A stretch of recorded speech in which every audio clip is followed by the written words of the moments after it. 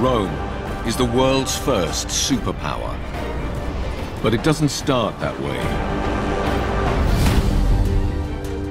Over the course of 500 years, it grows from a fortified settlement to a powerful republic, and finally, an empire, demanding the allegiance of over 60 million people, from Britain in the north, down the coast of Africa, and into the Middle East. Rome's power rests on the unrivaled might of its armies and engineering skills that astonish its rivals. But that's not all. So everyone thinks they know the story of the Roman Empire. It's a story of legions and of roads and of building massive structures. But the key really was control of the sea. Controlling the seas is essential because Rome struggles to feed its people. By the 1st century AD, the population of the capital swells to 1 million, the largest city the world has ever seen.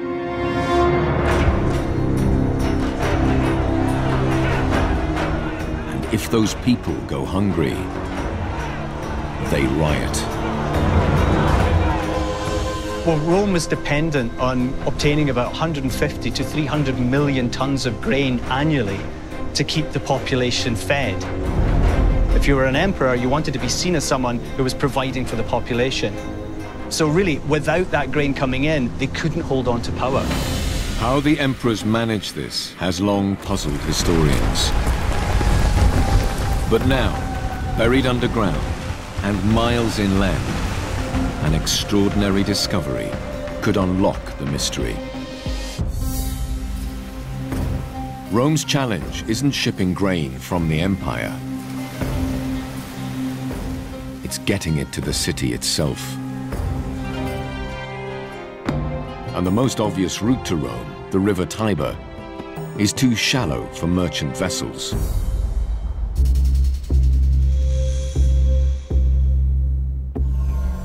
Studying the ancient boats dug up nearby, Peter Campbell finds an important clue.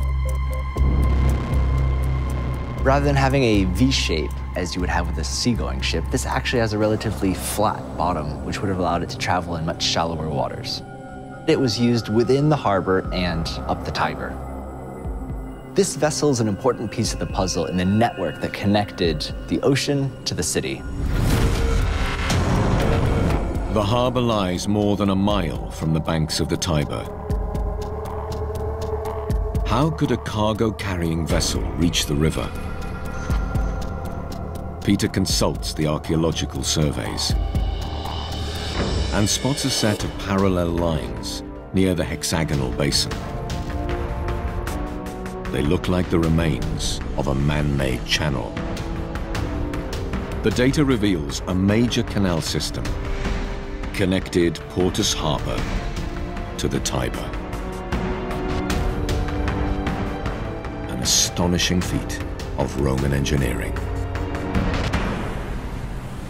If you look at the landscape of the river today, there's the main channel that we're in right now.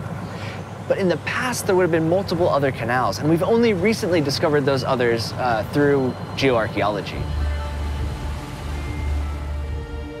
The archaeologists now understand the full scale of the Portus complex and how it connects to Rome. But there is still a mystery.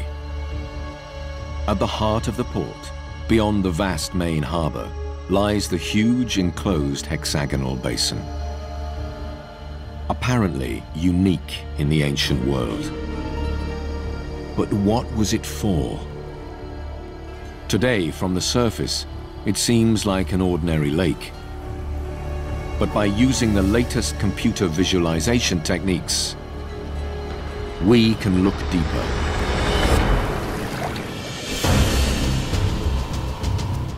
As the water seeps away, it exposes not the muddy banks of a natural lake, but a crumbling brick wall.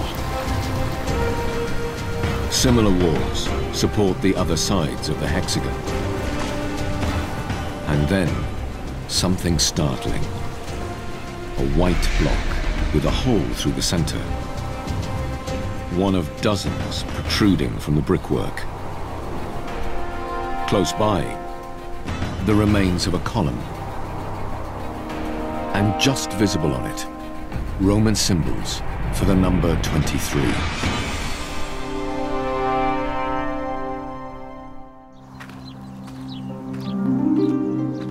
Can ruins scattered nearby help reveal the hexagon's purpose? Simon Kay thinks so. To his expert eye, they are Roman and important.